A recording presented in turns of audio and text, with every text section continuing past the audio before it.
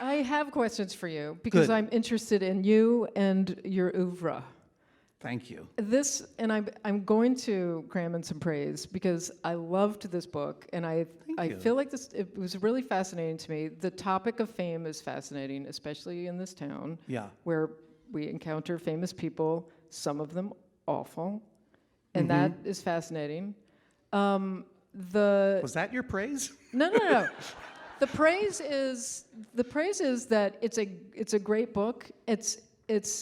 I love the way you clothe what is true pathos in a very humorous and sometimes glib sandwich. There's layers where you feel like it's, oh, this is funny and sort of glib and self-deprecating, but oh, wait a minute, there's true pathos. Wait a minute, but then the layers keep coming, and it makes a really interesting sort of tiramisu of Thank you. of whatever. I remember whatever I'm saying. tiramisu. Yeah. That's very kind, but it occurs to me that the book has only been out for a week. Probably not everyone here has had a chance to read it 3 or 4 times to understand what you mean. So may I offer some context? Yes, as to what please. So the book is called Medallion Status, #Medallion Status. It is more funny, I hope, definitely profound and insightful first-person stories by me about my life and my unlikely on-camera career as a famous minor television personality, and all the secret rooms and first-class lounges and exclusive parties that even the minorest of fame grants you access to, and then what it feels like to be kicked out of those rooms one by one until you realize you're no longer as famous as even the least famous corgi on Instagram. No offense to Linus the corgi. Still very famous. And maybe I'll do that reading to give people an idea of what the book sounds like, and then we can talk about it. How does that sound? That sounds good. We're just making it up. Making it up, friends. So this is from the first full chapter, which I talk about, my career playing various mustache creeps in prestige cable dramas and comedies. I played a psychiatrist who likes to pull out people's teeth because he thinks mental illness resides in the gums. Played an evil FBI investigator who liked to yell at people and make them cry, and who looked a little, well, when I was on this show, Blind Spot, I had to shave my beard, because no one wants to look at it. And I went into the makeup chair, and the guy who was doing my hair and makeup said, "Is there anything I need to know about your hair?" And I said, "Well, there is. When I shave, and I only have a mustache, you should know that my head is very round, and my hair is very limp. And if you don't put in enough product to give it some shape up top, it kind of falls forward, and all of this starts to look pretty Hitler-y pretty quick." And This is bad. yeah. And he said, okay. And he put in a lot of product. And then he said, "What do you think?" And he turned me around and showed me in the mirror. I'm like, "Whoa, Hitler, great." So "You don't look like Hitler." I'm like, "I know I do." And I went in to do my work. And I was yelling at Ashley Johnson, incredible actor, who cried every time I yelled at her. I felt terrible. And I would catch a look at myself in the one-way mirror in the interrogation room and be like, "Oh, look at Hitler being such an asshole." And every time between takes, I would try to like puff it up. Try to de-Hitler it. Try to de-Hitler it. And Greg, the hair guy, would just come right in and just re-Hitler it. And he would whisper in my ear, he's like, "You don't look like Hitler." But that's one of the things that being on television unexpectedly teaches you. Is like you see how the world sees you. I always thought that I felt like a pretty nice guy, but the world saw me as this, one of not only a mustache creep, but one of the world's most horrendous mustache creeps. And I kept trying to fix it, and he kept trying to make it look like Hitler again and reassure me that I didn't look like Hitler. And finally I drove home, and I parked the car in the garage, and the garage attendant said, "Hey, you look like Hitler." And I was in the very weird position of having to say, "Thank you." That's what I've been telling everybody all week. But the thing that I had to say that because it's referenced in this thing that I'm going to read, which is talking about one time I was cast as a non-creep, and it was in the TV show Mozart in the Jungle, and my character was a weirdo and an eccentric, wealthy dilettante. But that was fine because my job in the show was to sort of be the mentor to Lola Kirk, the main character, who's this aspiring oboist. And we had a long conversation about imposter syndrome on the show because she felt she was an imposter because she had just chosen an oboe sort of randomly because it looked nice. And I was like, no, that's bravery. You're creating yourself. That's not imposter. And that's not, creating yourself is an act of bravery, right? I was like, this is great. Now I'm a real nice guy. And then it turned out that indeed she was not an imposter, but in the next episode it was revealed I was. My character was not who I claimed to be. I was a notorious con man who only was taking oboe lessons with her in order to attempt to seduce her by getting into her bed in the nude, except for an oboe. And they told me about and I was like, oh, I guess I'm a creep again. And they told me about my nude scene, and they had to present me with a rider to my contract, which is literally on top of it. The nude rider. rider. The nude rider. 2 words that I did not expect to ever see together. So I'll just read that part, and then we'll talk like normal people. As my nude scene approached, there were a lot of conversations and paperwork. They presented me with a nude rider to my contract. It specified exactly what parts of my body and shame would be revealed. Quote, the nudity required is restricted to rear nudity. No genitalia, pubic hair, or anus, and no other nudity may be photographed. Strangely, the nude rider was worded as if I had written it myself. As in, quote, for clarity, there will be the perception of full frontal nudity, but I will be wearing a nudity belt to cover my genitalia with an oboe placed over the top. This is not a promise I had ever imagined making in my life. And if I were not married, it would be my go-to pickup line for the rest of my life. Hello, for clarity, there will be the perception of full frontal nudity, but I will be wearing a nudity belt with an oboe placed over the top. Here is my number. We shot for 2 days in the beautiful oboist's apartment before my nude scene. The director of this episode, who is also the writer, was very kind. He took me aside for long conversations. He explained that only a few people would be on set for my nude scene, and if there was anyone I did not want to be there, I just had to say so. He said a person of my choosing would be available with a thick terry cloth robe to swoop in on me and cover my nudity whenever I wished. He explained that everything would be arranged for my comfort. This was an alien concept to me, my comfort. And especially now I wanted to say why. Why do I deserve emotional comfort? I've been in the presence of telegenic people. I've stood in a Hollywood hotel lobby and felt the air warp behind me, some uncanny electricity that forced my body to turn and see Keira Knightley just walking down the stairs. I had never thought much about Keira Knightley before, but when someone's in-person beauty projects so much energy that you don't even need to see it for it to make you turn your head, to lose your breath and bearings, that's when you understand that Keira Knightley belongs on a screen and you do not. I know what my face looks like, and I know from my mirror at home what my bare body looks like, and I know that the lens will only flatten and fatten both of those things.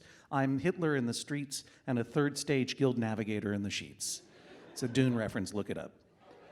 So don't worry about my emotional comfort. This is going to be traumatic for everyone. The nude rider specified that I would be provided a nudity belt.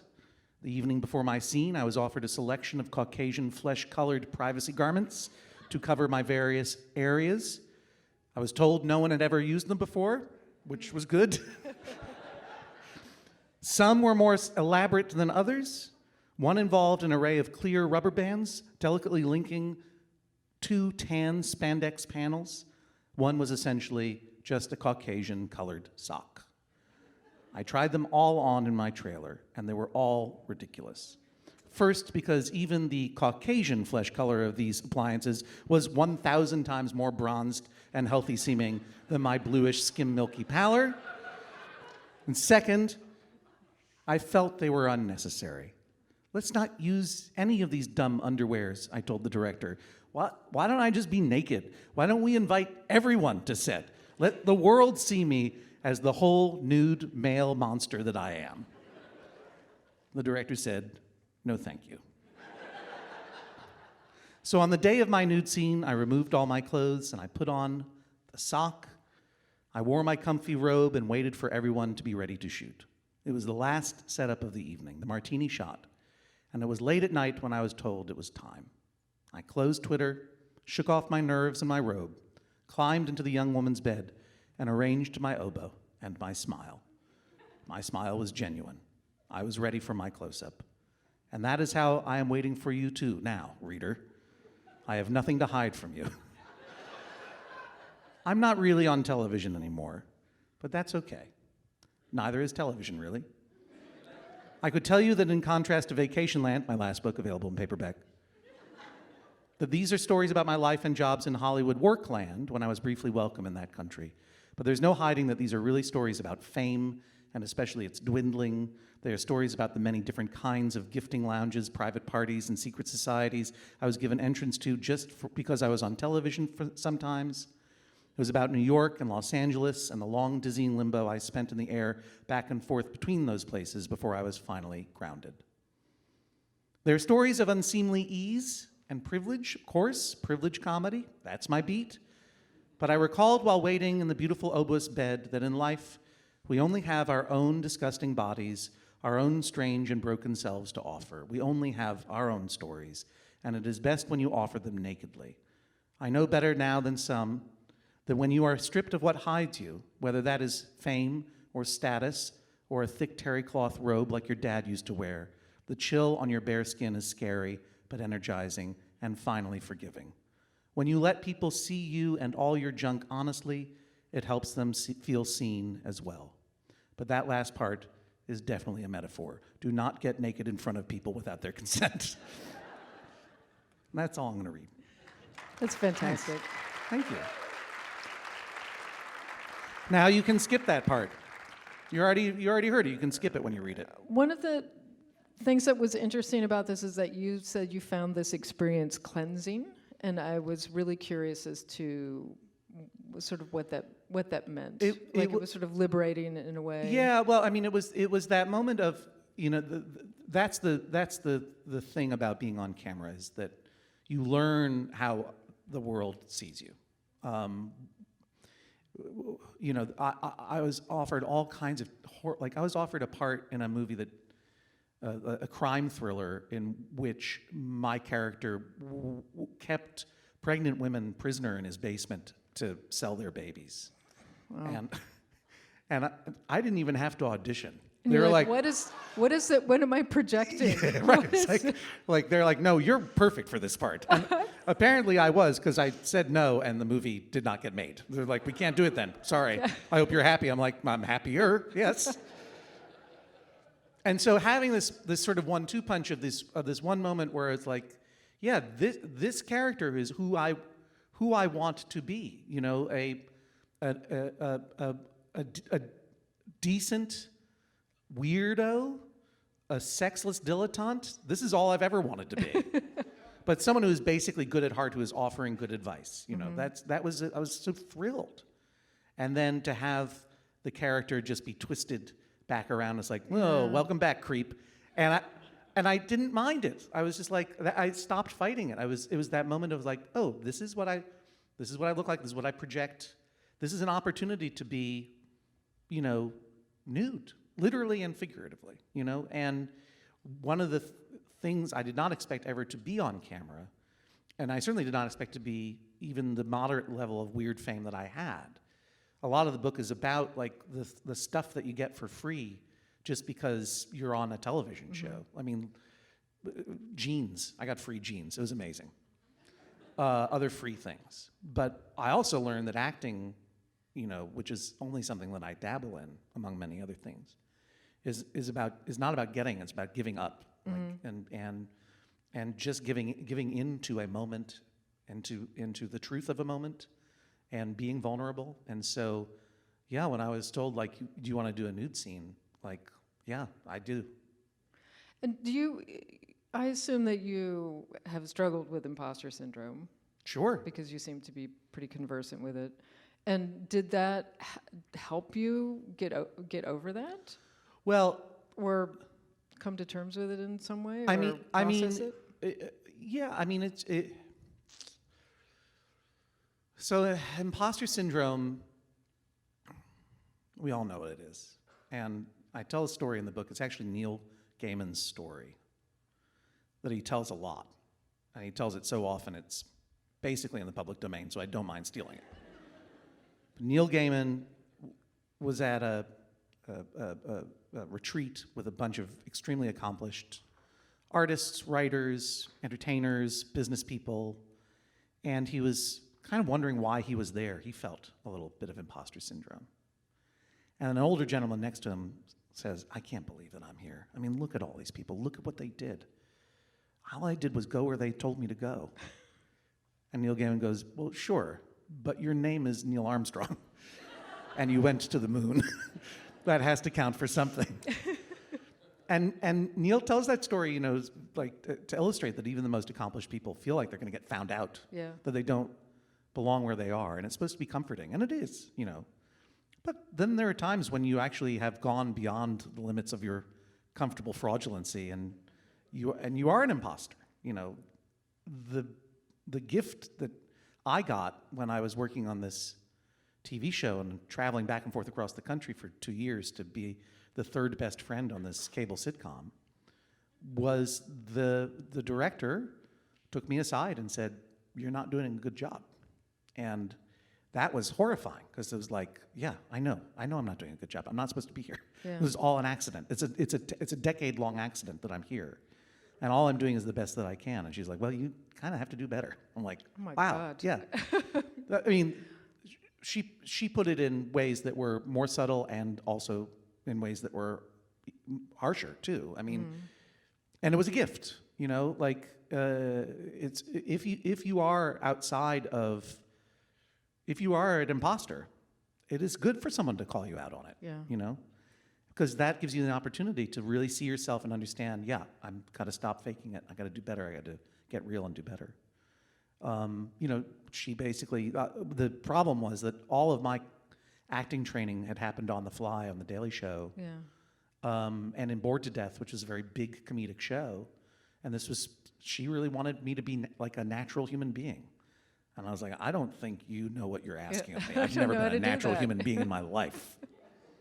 And she had to give me all these sort of, you know, chores to do on the set, like just busy work, so that I couldn't concentrate on mugging and making big faces. Right. And it was, you know, humiliating.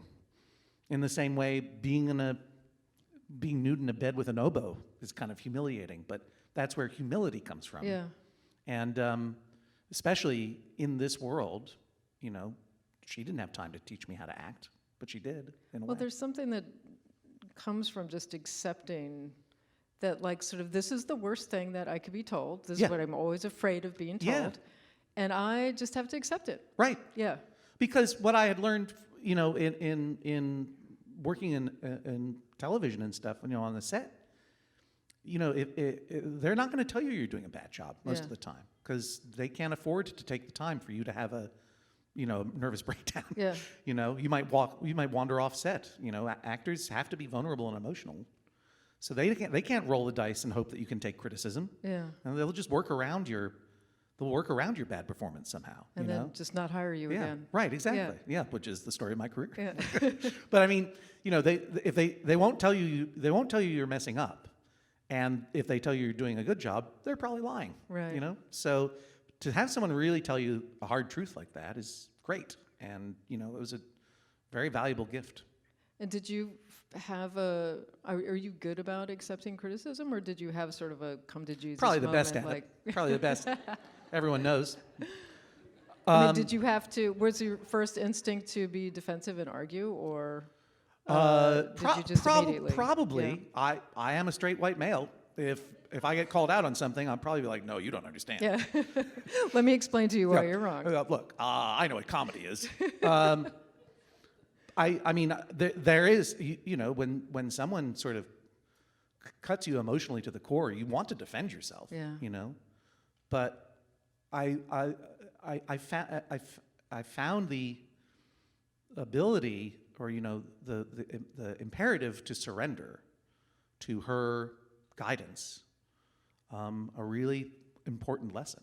You know, so I don't think I fought back too hard. Yeah, good. Yeah, it just felt like I just remember going. I was staying with Paul and Janie, our friends, where I was living in their house like a combination sad divorced dad / their only child for weeks on end. And just coming back every night and go, Mom, Dad, it's had a hard day. You know, and feeling totally hollowed out emotionally, but also like, this is great. Like, I'm gonna get better, I think. Yeah. You know. I want to know what. Do you feel imposter syndrome? I don't. You know, in some ways, but not the ways in. I don't know. Not the ways in which other people I know feel it, because for me, I am so surprised and happy that I was able to become a musician. Yeah. I never thought I could or what. Like it's just. It always seems like a fun bonus. And so I think I came in, I went to music school, Berklee College of Music, and I was for sure the lowest person on the, like I didn't know anything. Yeah. But I worked really hard and got better, which was like that's the best lesson you can learn, that, if you work hard, you can get better at something. So I never had I always knew that I didn't know what I was doing. Right. So I don't know, like that's kind of liberating where you don't feel like you're pretending because you're not pretending. Right. I mean, that's the imposter syndrome happens when you're operating, I think, in an environment where people won't tell you the truth. Yeah. And therefore you start to suspect everyone of being fakes and phonies, and you are but one of them. Right. That's a hard world to live in. So if someone does say, you need to do better at this, it hurts, but at least you know when you do a good job, you know that it's real. Yeah. You know what I mean? So and you get better, and then you know that it's better. Yeah. Yeah. I'm very curious about, because this book is about fame and the slow winnowing away of fame and the sadness of that. I thought we weren't going to talk about that part. Status that was maybe higher once and you perceived it to be lower. It's as good as it's ever been. Yeah, no, I just... Which, of course, is a metaphor for death, right? That's what you were getting at? I hadn't thought about that. Death was kind of my last book, but yeah, I guess you're right. Death again. You got me again, Death.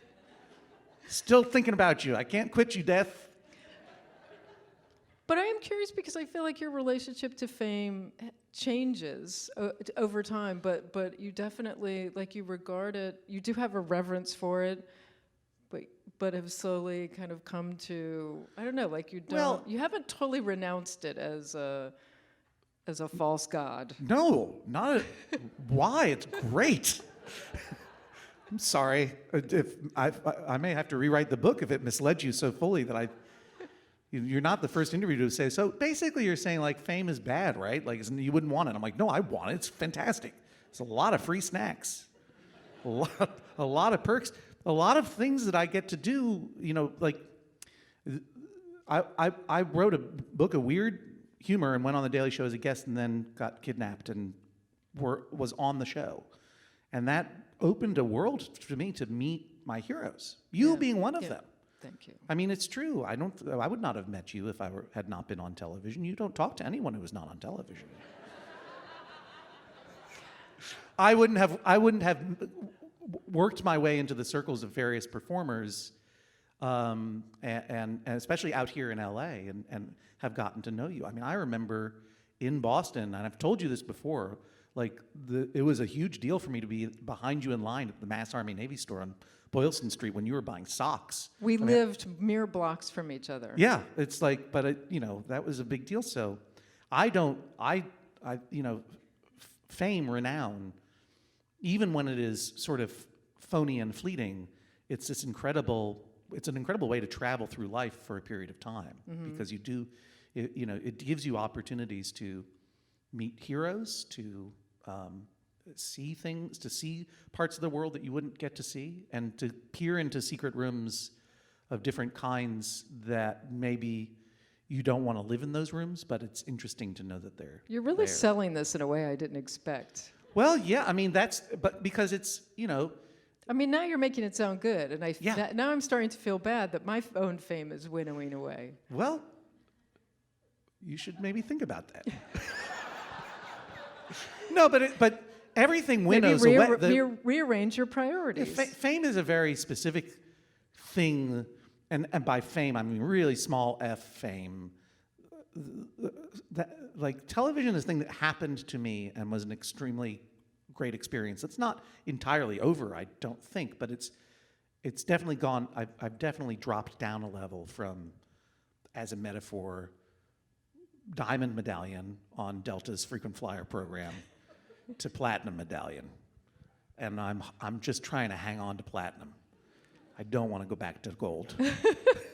And Don't send me back to gold. Oh my God! And like this year, I had to work my way back up from silver, and that's the garbage medallion. That's worse than no medallion at all. It's just a taunt. The taunt medallion. Yeah, but like whatever we if we're lucky, we'll achieve some measure of. Let me put it this way: an interviewer for Publishers Weekly, whose name I can't recall at the moment, when we were talking about the book, she pointed out that there's a lot in the book about parenting. And she pointed out, like, every parent is famous to their kids. Yeah. Like, anyone who has a child knows what it feels like to be famous. When your kids are little and you walk into the room, you are the most famous person on earth. They're thrilled to see you. And that is a very, very powerful feeling. One of the things I talk about in the book is people saying it's John Hodgman, at random. And what a weird feeling that is, a good feeling. Because if they know my name, it's that they know that I did something and that they remembered it. And it's really nice to be seen. And especially in a world where lots and lots and lots of people are never seen, or never acknowledged for the work that they do, or both professionally, creatively, or just the emotional labor that they do.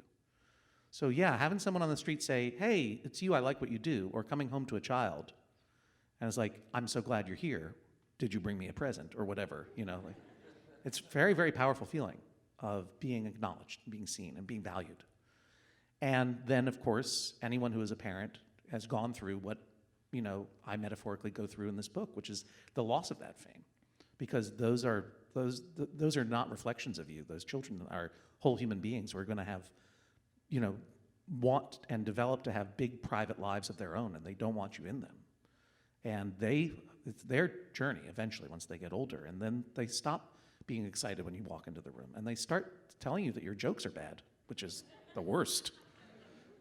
So, I mean, I think that there are very, very few people, I don't even, whether you talk about it as fame or whatever, but there are very few people who stay at the same level in life.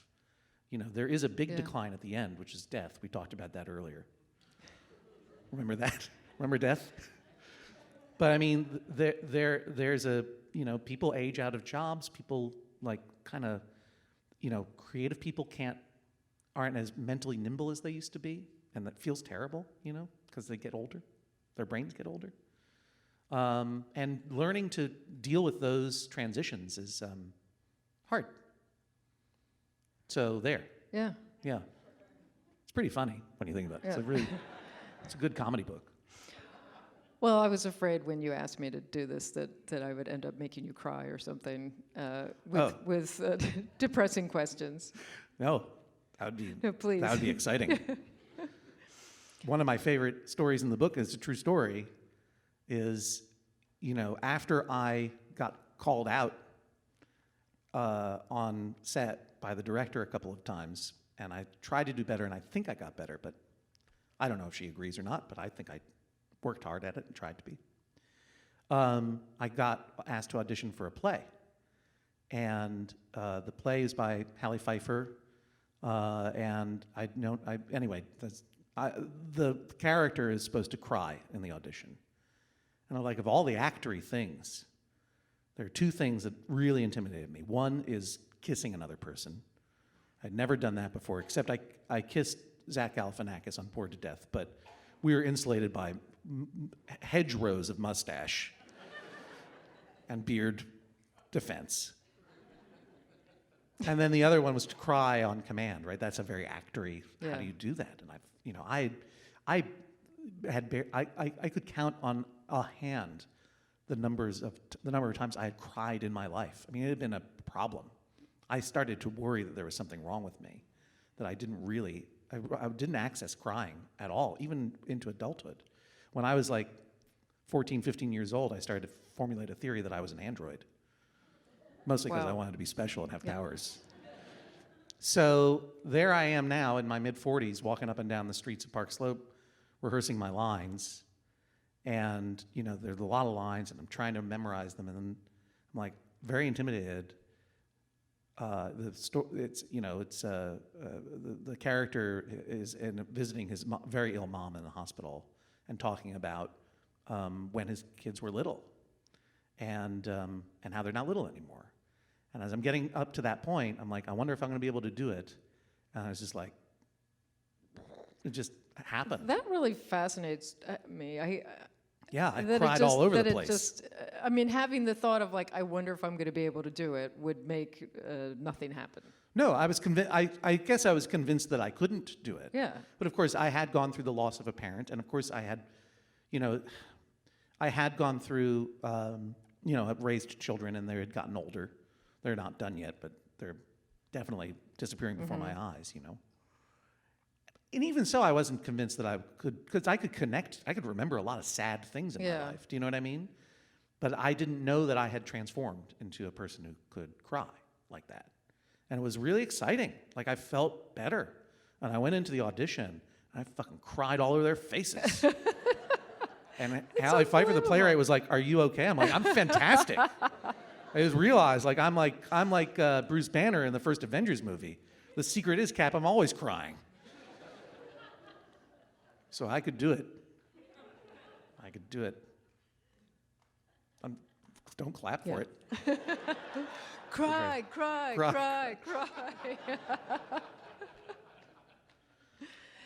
I'm not going to do it. I'm in control of my art. Do you feel that fame and status works as a kind of antidote to depression?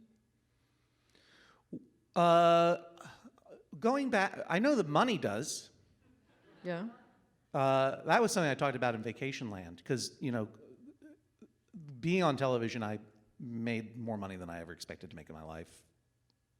Like, I didn't expect to be a solvent person. Mm-hmm. And the amount of anxiety and self-loathing that disappeared the minute that I paid off my credit card debts, it was a shameful realization that economic insecurity is such a powerful driver of,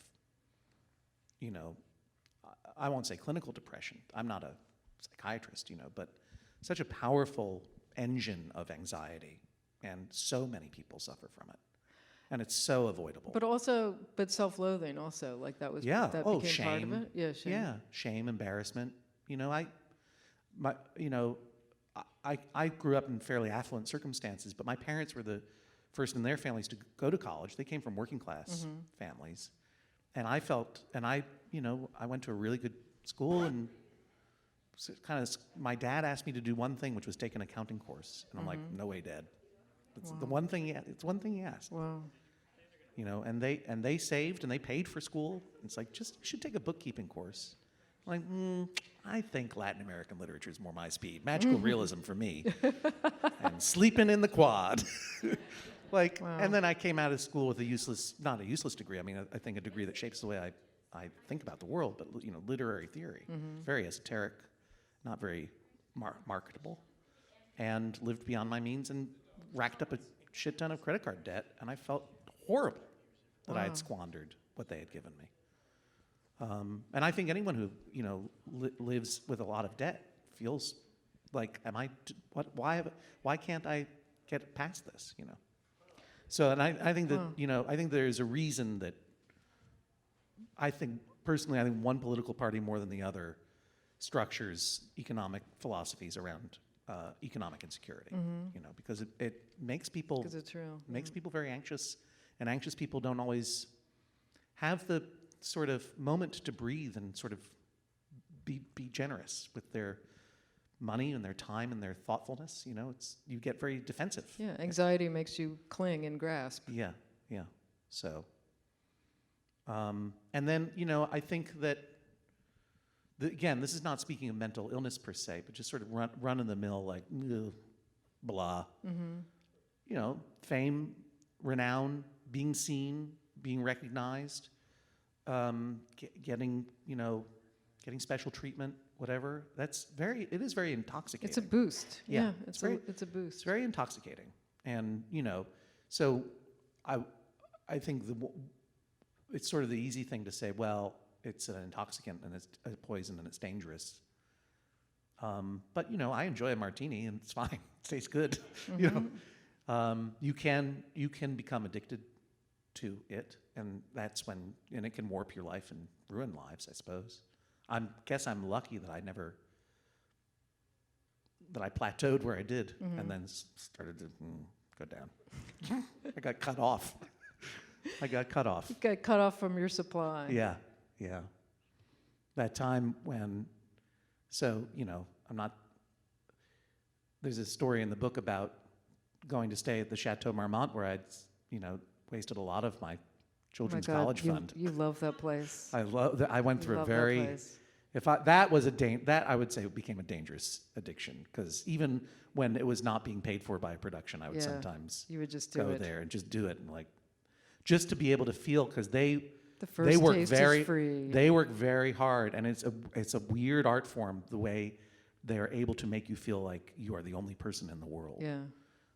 Which is a very powerful feeling, and it's just why did I do it? But I went back, and it was a Golden Globes party was going to be taking over the whole lobby and the whole garden, and I didn't know about that when I checked into the hotel, and Paul Rudd was there, and he's like, "Are you going to this party?" I'm like, "I don't know about the party," and Paul Rudd's like, Well, that's right. I said Paul Rudd, my friend. Paul was like, "Well, you're going to know people there. You're going to know people there. You should probably just go." And I'm like, "Well, no, I'm not going to just crash this party. The person hosting the party will know that I was not invited." Isn't there a part of fame you that may have made me a monster, right? But if anything, it made me a fame vampire. I will definitely suck the blood of more famous people in order to rejuvenate my withered relevance. But you have to invite me in. You know what I mean? I'm not. I have my pride. Yeah, I'm not some kind of fame werewolf just going, "Ah! Nobody stopped me. I'm in here." And I remember going to bed that night, and no one invited me. I heard the party. I heard all my famous friends downstairs having a party, and I was just up there watching screeners and white knuckling it. And it was hard. Yeah, it was like kicking, right? Yeah. And I woke up in the morning. I felt great. It's like, that's good that I didn't go to the party. And I went down to the lobby, which was now I was allowed to go there again. And I had coffee, and I overheard these 3 doctors from Missouri who had been at a medical convention. Now, this is all part of their conversation. I just listened to them talking. It's like this is a really nice hotel. I'm glad we got in here. I was like, "What'd you do last night, Dan?" He's like, "Oh, well, I got back late from the convention, and it turns out there was a party going on here." "Oh, really? Did you go?" "Yeah, we just walked right in." Oh my God. They didn't stop us. I had the greatest conversation with Bill Murray. I'm like, "Oh my God!" They were the fame werewolves. Yeah, it was just bust in. They just walked right in. They were the fame werewolves, but they were sweet Midwestern fame werewolves. And it was still, it was really good. It's important to know when you're not on the list anymore, it was good to not. God, I should have gone to that party. take back this whole book. Never mind. I don't know, like this is so, I just avoid parties and I just like, I don't really, Yeah. when I picture that party, I think I would just like run past up the elevator so as to not get drawn into its vortex. Because what do? What do you talk to famous people you don't know? You stand near them and then join in a conversation? Like, how does that work? Yeah. There's free food. There's. I will eat the free food. Yeah. I will go to the food and just start shoving it in. As someone who, Well, you're interested in people. I'm interested in people. You like That's people. right. I am an extrovert. And you're a good talker. Thank you. You're entertaining and you get entertaining stories This is the out of praise that I was others. looking forward to. Thank you very much. No, I mean, I do. I mean, I enjoy talking to people. I enjoy going into those rooms and seeing different things. I have a lot of the book is about all the different jobs that I had growing up. It's like there's a reason that I can't even say what it is that I do, because I've got like 10 part-time jobs at any given moment. I love jobs. As long as it's not a permanent job, I will take any job. Because every job you take, starting from when I was, 16, and I worked in a stockroom at Conrad's, and it used to be the Exeter Street Movie Theater, and they turned it into a furniture store, and I worked in the stockroom there, and I was a traffic counter and a cheesemonger and a dishwasher, and then I was a literary agent, and then I was freelance writer, which was like great because you could just become an expert in anything, and then, all of those different jobs are like, traveling to a different country each time you learn something new. So, yeah, I want to go into that party and see what's happening. I want to talk to Bill Murray. Yeah. I want Bill Murray to adopt me. I think a friend of mine said. Are you here, Dad? A friend of mine said something. You don't have anything to prove. You have something to offer, and I feel like that applies to you. Like you at that party. You are the star of that party because you're making an interesting conversation with people. Agree with you. So why didn't they invite me? Well, they probably thought it was just it didn't need to be said because you would just wander in. It needs to be said. Yeah. It needs to be said. I don't know.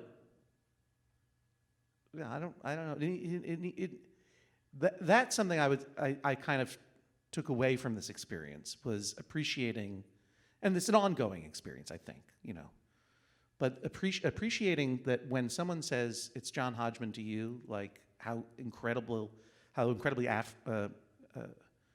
good that makes me feel.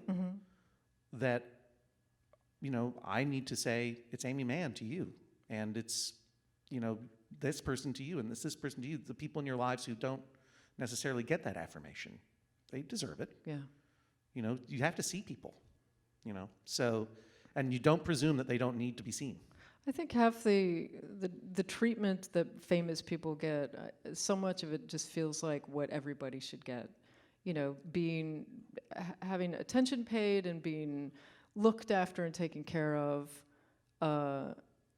because I don't know, Yeah. like that seems like it should be normal. Yeah, and the whole story is entwined with as my TV jobs faded away, both the Daily Show with Jon Stewart came to an end the same year that the sitcom that I was on came to an end, and suddenly I was not on television at all, and that's when it suddenly became very important to me that I move up from platinum medallion status on Delta to diamond medallion status, because that was an imaginary prize that I could get.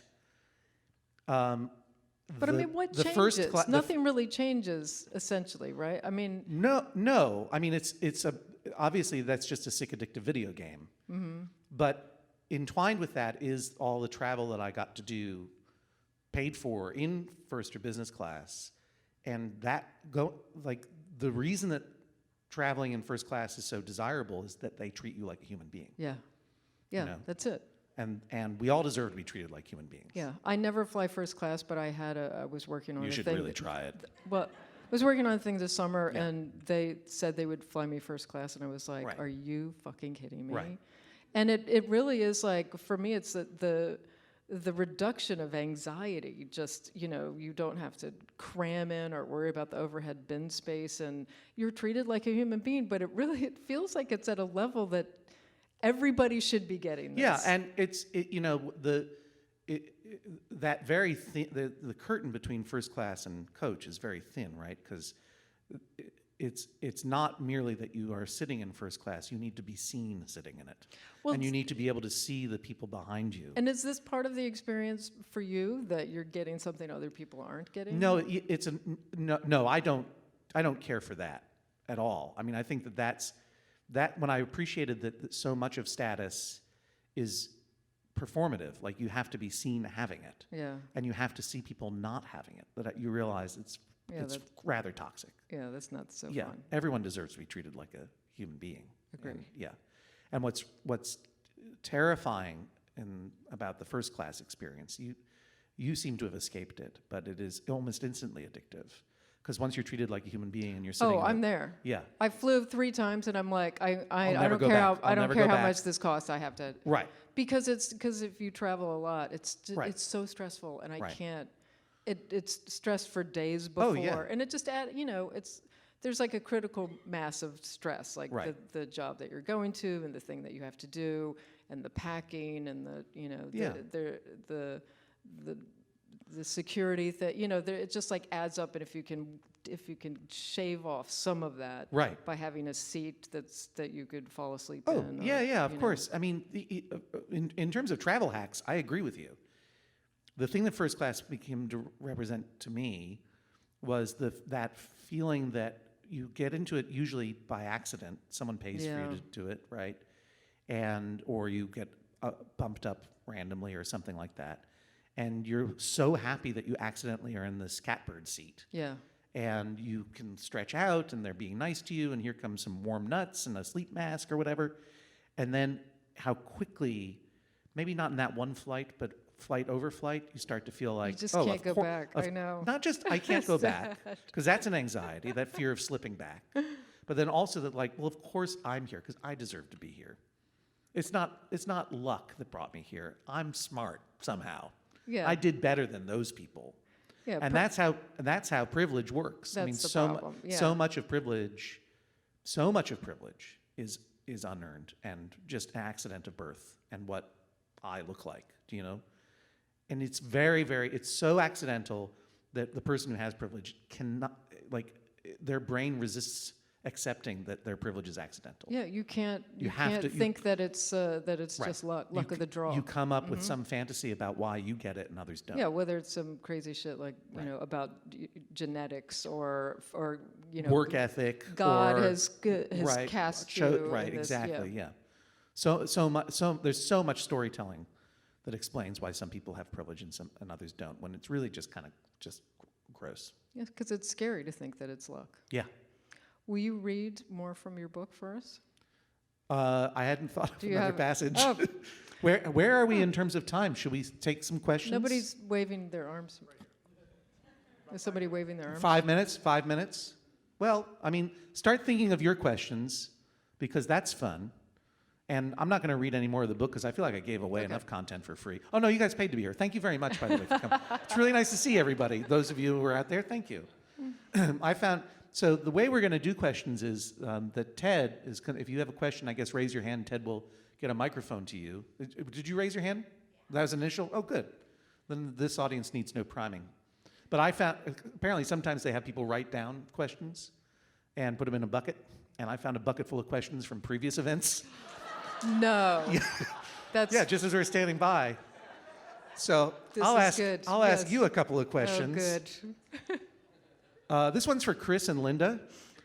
Who are your biggest influences in terms of storytelling and illustration style? I'm presuming this is Linda Barry. Linda Barry must have been here, right? Oh. Yeah. And who was it that was with Linda Barry, Ted? Chris Ware. Chris Ware. Oh my God. Holy moly! What? That's Wow. a big double bill. Yeah. How'd you get Chris Ware to speak audibly? He's a very shy person. Who are your biggest influences, Aimee, in terms of storytelling and illustration style, if you wish? I feel like I actually have answers to this. Yeah, it's a good question. Well, I like this cartoonist Seth, who has done artwork for and Gary Taxali, two artists who I've used for album covers. Yeah. Seth is a good friend of Chris Ware's. Did you know that? Those cartoonists hang together. Cartoonists, yeah. They stick together. No one else will talk to them. Yeah. I'll say Linda Barry, not merely because she is an incredible storyteller, but she is been doing so much work on sort of explaining and de-anxiety-fying creativity. That you found your way out of that word. I know, it's really hard. Well, she has a whole thing on process, right? That we'd sort of talked about on the podcast. And I really Aimee and Ted to Leo have an incredible podcast called On Process, right? The art of process, Art of and you Process. can hear John Hodgman. Yours is coming up. I think Ted's editing it now. I think I recorded that in May. Yeah, well, things take time. Ted doesn't need to edit it. I said everything right. Just tell him, run the raw feed. That was a good one. And Linda Barry was in the very solid. audience then, and I'm so indebted to her because she struggled with creative procrastination for so long, and what she realized was that your brain will resist being creative for whatever reason. If you have this problem, you get stuck, and you feel like your brain is dead and out of ideas, out of creativity. She'll just sit there and just start moving. She'll doodle. Right. She'll do like lines and spirals, and the act of moving her hand as though it were drawing Right. tricks the brain into unlocking, I'll and do all of a that. I'll sudden do she's that drawing. on piano sometimes. Yeah. I'll just play chord shapes. Right. And then, eventually, like a monkey at a typewriter, you hit something that sounds like something. And This whole book was written. I was blindfolded. I didn't know what I was typing. I was just moving my hands around. Great question. How long did you live in Seattle? And please, what are your fondest memories of it? that tower thing and John Roderick. That's an answer only for you. I like it. This is an insulting question to Linda Barry. That's weird. We'll do this one, and then we'll go to the audience. This is a good. People don't ask this question enough. What's your favorite food? And what can't you stand? I mean, I'd like to know what Linda Barry's favorite food is. Yeah? What's your favorite food? And what can't you stand? I think I'm more interested in. I have to say that it's barbecue, and I have conflicted about it because it's not great for the planet, but it tastes good. And it's also, I don't think it's the cow's first choice, but I'm going to Austin, Texas, and I'm going to Franklin Barbecue tomorrow. Yeah, I know that pretty well. And then I also really like rice. Really? Yeah. Good old rice. I mean, if I had to choose between barbecue and rice in all preparations, rice gets a I'm not talking shout-out. about just like, although I was just going to say, buttered white rice. Yeah. What? Buttered. That's pretty good though. It is pretty good. Yeah. I think there was a groan of Yeah, satisfaction. there was I guess I would give up barbecue if I could just eat rice all the Really? time and be okay. I feel like that's an unusual position. Yeah, well, Yeah, I'm glad very- to see rice having its day. I'm very interested. What can't I stand? Hollandaise sauce. Don't care for it. Yeah. Yeah. And I love mayonnaise. When I was 15 or so, I said to my mom from the kitchen, "Mom, I'm going to have a bowl of mayonnaise." And she said, What? "Don't do that." How And far? I didn't, but I'm still thinking about it. Have you eaten like a full spoonful of mayonnaise just on its own? Of course. Okay. Butter? Of What about course I butter? have. Is it mayonnaise specifically, or is it all fats? I do love all fats and all salts. I do not, I'll tell you, I don't care for sweets particularly. I don't have Really? any interest at all. I have said many What is wrong times with on you? stage in my podcast, I do not have a sweet tooth. I have an alcohol molar. Okay. I'll eat a dessert, but I don't have any craving for it. Can't stand hollandaise sauce, though. Okay. What's your favorite food? What can't you stand? Well, I'm one of those people with the dietary restrictions, and Right. it just is. It's so tiresome that it makes me just not want to eat food at all anymore.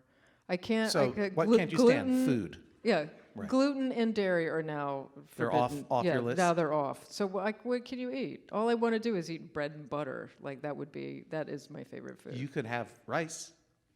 Yeah, You could have rice give rice a chance. with a little bit of soy sauce and a little bit of toasted sesame oil. Ooh, black pepper. Come on, let's have a party. Why don't we go to the audience for some questions? How are we For going some to more get to the food people in the questions. middle? Yeah, so I will bring a microphone over to you. Just a quick reminder, questions around here typically start with a W or an H, sometimes a D. They are generally short. There is no such thing as a two-part question. And tonight, only Aimee gets to ask the follow-up questions. This is very so many punitive rules. Q&A. Oh my God.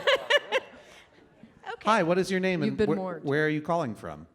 Hello. Hi, Hi. I'm going to come closer. Oh, thank you. You're welcome. Would you like me to stand or am I okay sitting? You're Okay. fine. Whatever you Oh, like. I'll, I'm sorry. I'll follow what he says. So, Whatever you like. Whatever you like. thank you. Yeah. My name's Krista. Hi. Hi. Crystal, did you say? Krista. Krista. Yeah. Yes. I'm John. Yes.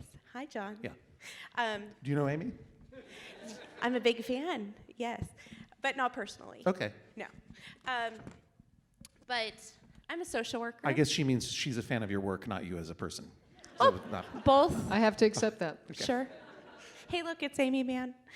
There you go. It's Krista. Thank you. Yeah. Yeah, come on. Krista, everybody. Jeez. Well, that was affirming. Thank you. And I feel like I've taken a lot of time and against the rules. So I really liked a line that you had in your book where you said, Thank you. the worst job is the job you know is wrong for you, but you stay in it anyway.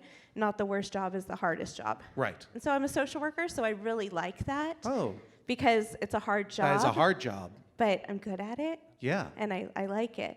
But I wanted to hear a little bit more about. I get do a you- lot. I get a lot of praise for like being on 3 episodes of Red Oaks, but I'm no social worker. Thank you for what you do. Oh, thank you. Yeah. Oh. Thank you very Season much. 2 of Red Oaks. Let me tell you, I had an incredible arc. Go on. Well, no, so I wanted to hear a little bit more about that if you have advice for people as far as getting out of something that you're maybe comfortable in your discomfort.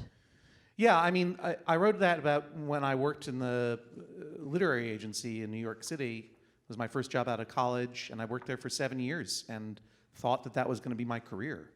I had good reason to think it. It was a really wonderful, warm group of people that I was working with. I really enjoyed going to work and hanging out with them. I really loved the building. It was this beautiful old former private bank, Brownstone on 26th Street, that had been a private bank for the Astor family. Had a huge walk-in vault with massive door that you could open. It was like a cartoon bank. There are lots of, leather couches and dark corners where I could take naps. It was fantastic. And I was working with very creative writers and that sort of thing. I was terrible at my job. I don't like to negotiate. I don't sell things very well. And I knew that, but I had sunk, 7 years by the end of sunk cost into my time there, and I was terrified to give up on that investment and to leave. And for what? To write about stuff for magazines.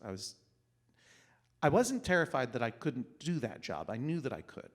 I was terrified about I felt like I would get in trouble if I quit the job, that my clients would be angry at me, or that my colleagues would be angry at me. And I misunderstood, I think, what a lot of people misunderstand about careers, particularly in offices, is that it comes to be like a family, both in good and bad ways.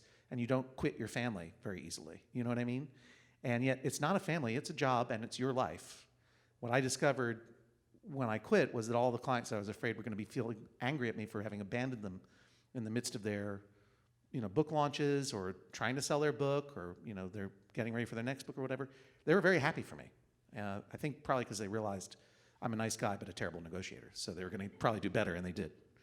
So, I mean, I don't know what to say other than fearlessness. I mean, you have to, it's very hard to tune into what, whether you're happy, what you're happy about, and whether you're happy for the right reasons, But if you know, I mean, I think people just know, like, this works for me or it doesn't work for me. The only thing that you have to, I mean, there will be repercussions and anxiety if you switch careers, but maybe other people don't worry about this the way I do, but I don't think people will be mad at you for switching your careers, except maybe if you have a terrible parent or something. I guess people do. Some people do. Is that acceptable answer to you? Thank you. Thank you, Krista. Yeah, great. I'm just going to, why don't you just yell it out? Yeah. Have I heard from someone at Delta or Scientology? There is, so Delta is not mentioned in the book. It's mentioned only pseudonymously as Beloved Airlines because of my sick codependent relationship with them. I've not heard from them. And in fact, I'm very frustrated that I will not be appearing in Sky Magazine, the in-flight magazine of Delta.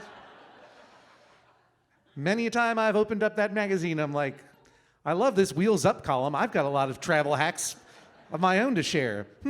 There's someone I know in Wheels Up. There's Scott Aukerman right there. How come I can't be in this magazine? And they will not put me in it. But I'm there. I think they're going to do a thing on me in Southwest's in-flight magazine. So F them. And as far as hearing from Scientology, I'm glad to say no. I think they're finally not paying attention to me. I did get a number of letters from Scientology at the beginning of my magazine writing career, and that story is in the book. And then I went back with David Rees, who's here tonight, to go, yeah, David Rees is here tonight. Applaud him. It's David Rees. And he and I were traveling through Florida for some reason, and he suggested we go try to get into Scientology's flag land base in Clearwater, Florida, and we both got too scared. It was very creepy. It was weird. It's all in the book. Another question. Whoa, okay, here we go. Off to the races. Yes, Mr. Beard. Hi, what is your name? Mark. I will repeat the question so everyone can hear it, so you can speak at a normal tone.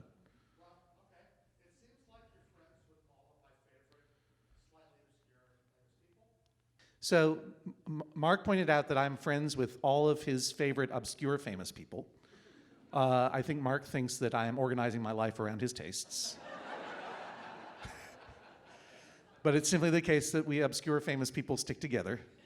Mark recalled that the deranged millionaire character that I ended up playing on The Daily Show actually was created for a series of videos for They Might Be Giants in probably 2003 or 2004. And I was the narrator of these series of venue songs, where they wrote really short songs about every venue that they went to on a particular tour.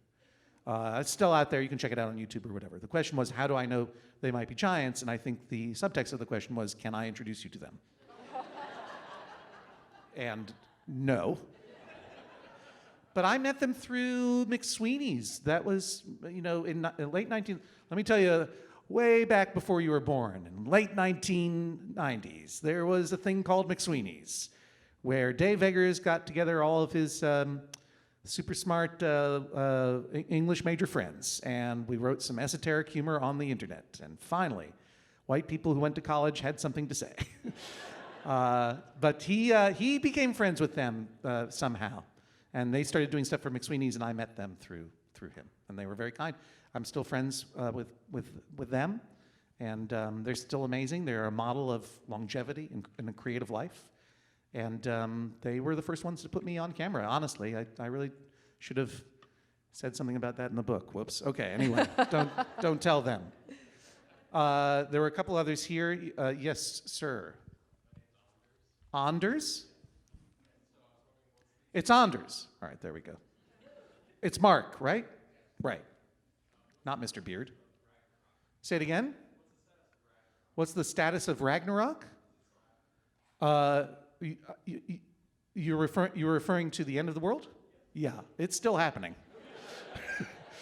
it's as someone in the audience just said, it's on. I mean, look around you. As far as, yeah, so I mean, I hope that we're averting it. For right now, it feels like we're in a very dangerous cycle of political instability and ecological instability.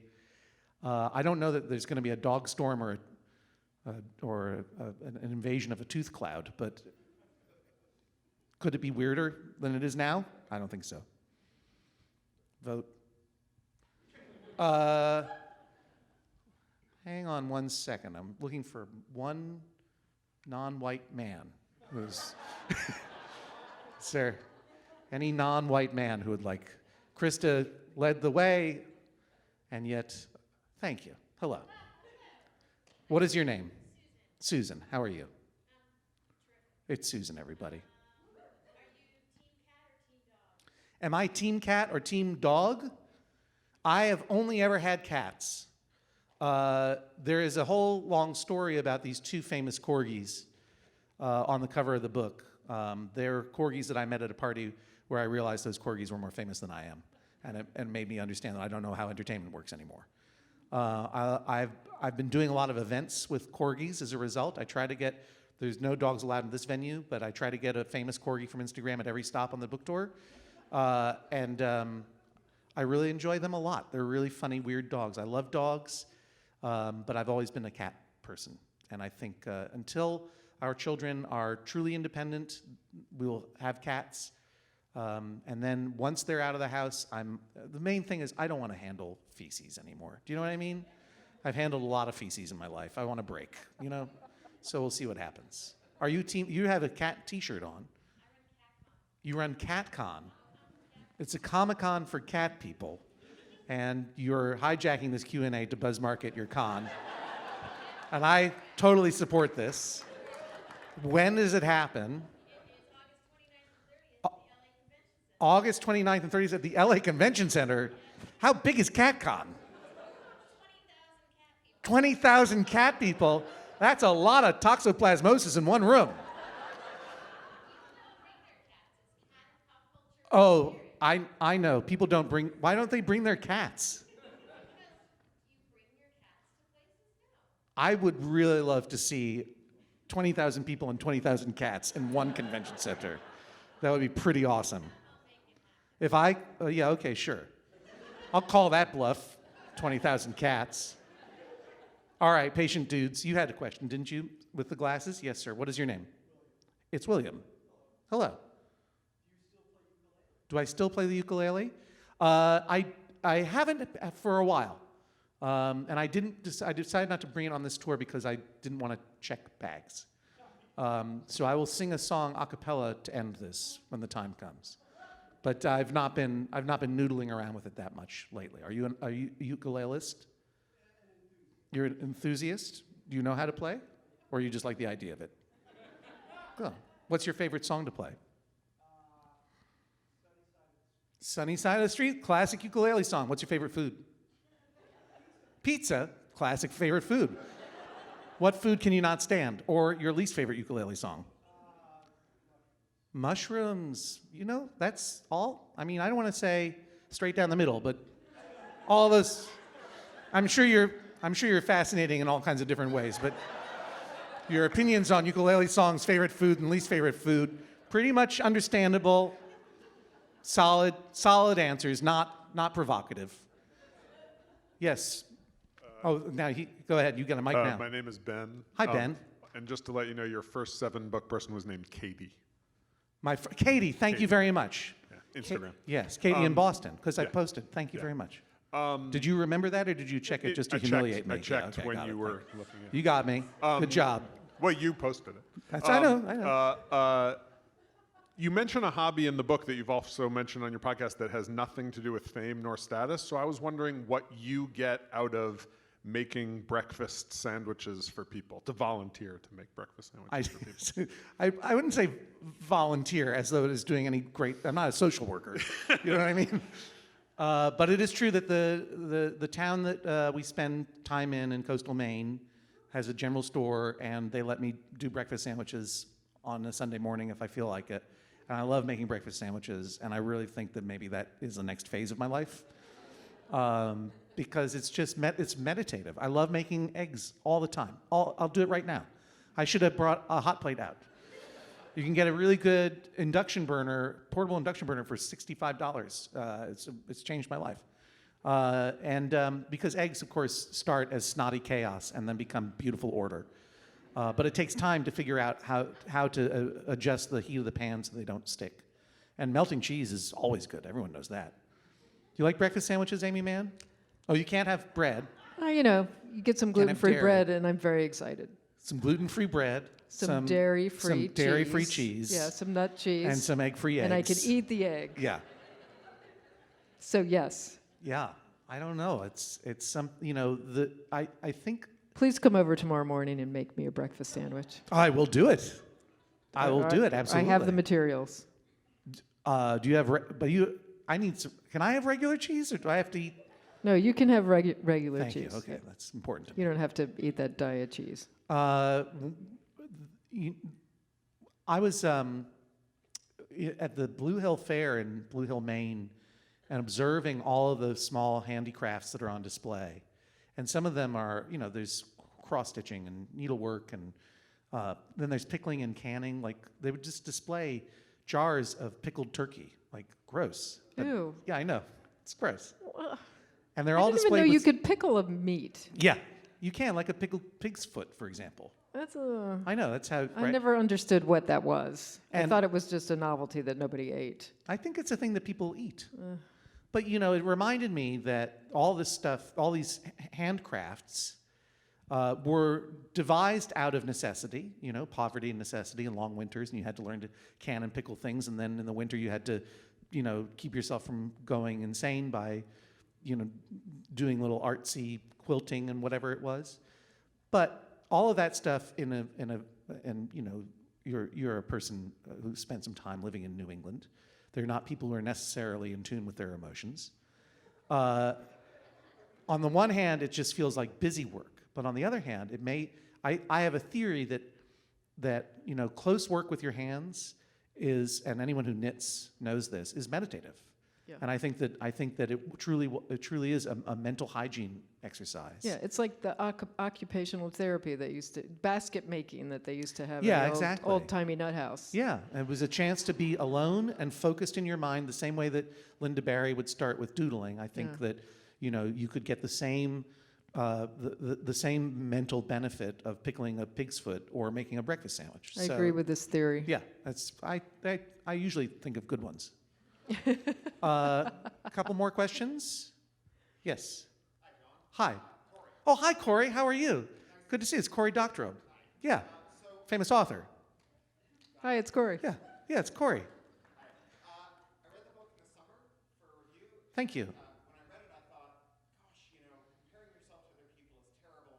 And I find You wrote in your review, comparison is the enemy of joy. I don't think that is that your original phrasing, or that's a saying? Yeah. So do you compare yourself to people more now because of my book? I think so. And my question, Well, you're welcome. I hope you run faster. no, did that happen? Did thinking about time, or did it inoculate? I am very, very, very, very truly happy for the success of creative people, and I also hate them. As I think it was Gore Vidal said, it's not enough that you succeed, your friends must fail. And I struggle with envy, but I know that it's tempered, especially if it's people that I know and sort of watched them come up at the same time I did in the creative world. Their success is thrilling to me, and some of them have hit much higher areas of much higher levels of success. But then I have to remember what an incredible life I've had. So it's sort of, comparison is, I think, inevitable. I think it's part of the human condition. So you shouldn't feel too bad about it, Corey. Yeah, you're doing fine. Not better than me. Yes. Hi, Tori. Oh, you guys know each other? Oh, hello. Dory? Tori, excuse me. Yeah. Two-part question, so breaking the rules. One, Out. She gets a special dispensation. okay, Two-part question from Tori. And the questions have nothing to do with each other. A, any tips on clinging to platinum status? And B, have you ever had homemade mayonnaise? B, have I ever had homemade mayonnaise? Did you bring a jar, Tori? No, But you could get it. You could get it. Do you for him. make homemade mayonnaise yourself? And do you like every how long would it take you to make some tonight? I'm gonna hook you up. you know, they'll tell you that you have to carefully whisk it, but you can do it in a food processor, no problem. Yeah. What do you put in your mayonnaise? Just eggs and what? Egg, olive oil, Right. salt, and like if you want to be fancy, a little tarragon, Yeah. and it's exquisite. He wants to be fancy. Tori, I'm gonna hook you up with some mayonnaise. Yeah, when I come over tomorrow for the We're egg pals. sandwich. I put mayonnaise on an egg sandwich too, by the way. Yeah, don't at me. It happens. It's good. Any tips on maintaining platinum medallion status? Are you where are you right now? I'm barely over 50,000. Oh, you're not going to make it, Tori. You're not going to make it. You're going to be gold. A fate worse than death. It's going to be. It's hard to slip back, isn't it? You have, yeah. Well, Last year, I had 65 rollover miles at the end of the year. Like, I barely made it. And, like, I can't. why? But don't you think it would feel good to just like slip back to gold and realize it's fine? If your book has taught us anything, it has taught us that. It's no. I've Gold I've slipped status back. is- I've slipped back. Gold I've status slipped. is bullshit. Slipping we've is what learned. happens. Like, it's hard. There aren't as many snacks. What are you talking about? In there, where? How are you getting snacks as gold? There's nothing. You get nothing. You get nothing but an imaginary medallion. And like at least the gold and platinum medallions, there are medallions in the world that are made of gold and platinum, at least conceivably. Diamond medallion is dumb. You know, a diamond is valued for its clarity, its color, and its cut. That cutting a diamond into those facets that reflect the light from within, that is an ancient art form. You cut a diamond into a thin, round plate, into a medallion, that's just a good way to ruin a diamond. It's terrible. You don't know, it's just, you get nothing with these things. Maybe other it's than- encrusted with diamonds. Maybe it's a Oh, yeah, maybe maybe it's a encrusted with platinum diamonds. medallion and it's encrusted with diamonds. Yeah, I didn't think about that. Yeah. You should think this through. You do, if you're diamond medallion, you do get to board the plane with first class no matter where you're seating on the I plane. like that. So you get to rush onto that fart tube faster than anyone else so that you can all arrive at the same time. And you get to board with all of the annoying business dads and the creeps who are up there in first class with me. Oh my God. I was on a plane flying here, not here, but wherever I was yesterday, San Francisco. And I had one business dad over here just yelling into his cell phone, like, year over year growth, it's year over year growth. I'm like, oh my God, what's this? And then this other business dad had two phones, like, he was on his iPad, but he had two phones at the ready, one for each of his secret families, I presumed. And it was just, it's a grim company. Guys who have aged to the point where they feel they can only achieve desirability through consumer benchmarks. It's terrible. But what you should do is get the Delta Reserve card. You'll get a whole bunch of MQMs right up front. And then if you got to buy some, like a computer or something, maybe that's a tax write-off, maybe buy a new food processor for your mayonnaise endeavor, that's tax write-off, that all adds up to your MQMs. You could do it. You can do it, Tori. I believe in you. Yes? Did I choose Delta because they have the best cookies? You already heard me. I don't eat cookies. I don't care about them. I chose Delta because it was chosen for me at random by the production that was flying me across the country. And then I didn't even know, I signed up for the frequent flyer mile so Todd Barry wouldn't yell at me because when he learned that I didn't have any frequent flyer mile programs, he got really mad at me. Todd Barry's a comedian he who knows travels how a to lot. wire He thinks a lot he about wires this the stuff. system. Yeah. So, and then I was just in that ecosystem, and one day I was boarding a plane, and I showed them my boarding card, and they beep, and they scan it, and they're like, oh, thank you for being gold. And I'm like, oh, I didn't know I was gold. I always thought I was inside since I was a kid. I wondered whether people would see my goldness. I worried maybe I wasn't gold, and I was just tricking myself that I'd be found out and be like, oh, he's just silver. No, you see me gold. You see my gold. Thank you. Thank you. And then I was hooked. One or two more real quick ones, or are we good? Oh, yes, in the front row. Did I ever meet your friend Betsy Yetter in Leiden, Massachusetts? A real small bore question. No.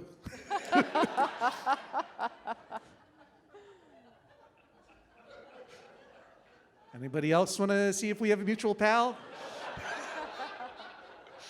It's a real small town, but people don't leave their homes a lot. Yes, okay, yes, thank you. Oh, there are two here, so I'll go back there and then to you, yeah.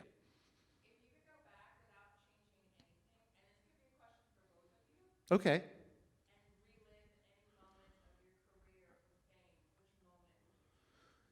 Well, nostalgia is a toxic impulse. We cannot go back in time. But all right, magically, is there a day? Is there a day in your previous professional creative life that you would like to relive? There was a TV show called Later with Jules Holland in England. Yeah. And I was on it with the Kinks. Yeah. And I was so fucking thrilled. Yeah. I was like, this is, that feeling of like, I have made it.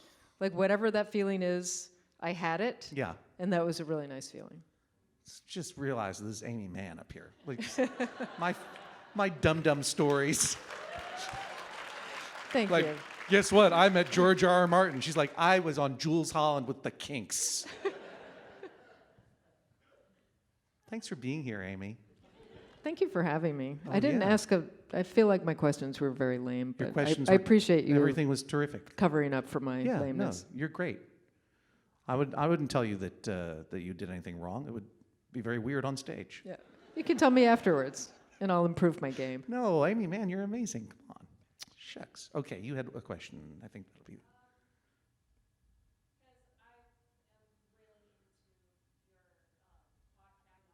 Yeah. So what is your name? Jamie. It's Jamie, everybody.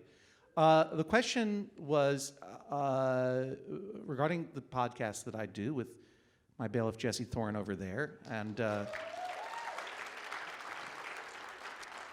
called Judge John Hodgman, and it's the luckiest thing to happen to me, short of Apple not taking no for an answer. I had an inkling. I mean, I had a desire to do a podcast because I enjoyed talking to Jesse.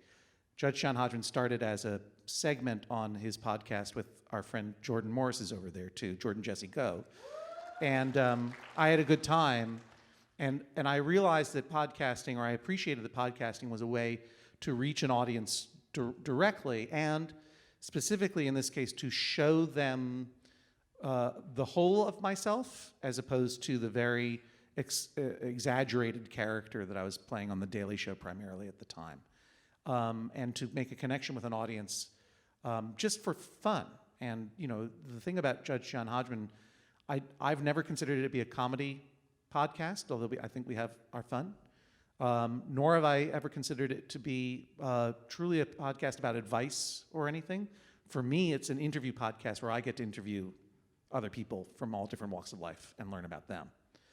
And I'm grateful for that, because truly when, The Daily Show with Jon Stewart came to an end and I chose not to continue with Trevor, when other jobs have ended, I know that I can do really fun, exciting, hilarious, meaningful work with Jesse through the podcast, and the audience is very, very supportive of me. And having that response obviously makes me feel seen, not just as someone who's on TV, but as the whole me that I present to the podcast listening audience. So I suggest that you all subscribe to it and get 25 more people to subscribe to it each. Thank you.